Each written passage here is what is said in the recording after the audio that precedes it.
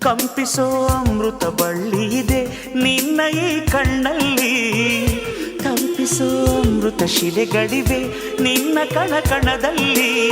ತಾಜ ಮಹಲ ಕರಗಿಸಿ ಎರಕ ಹೊಯ್ದ ರೂಪಸಿ ಹೊಗಳ ಮಾತುಗಳಲ್ಲವೇ ಅಲ್ಲ.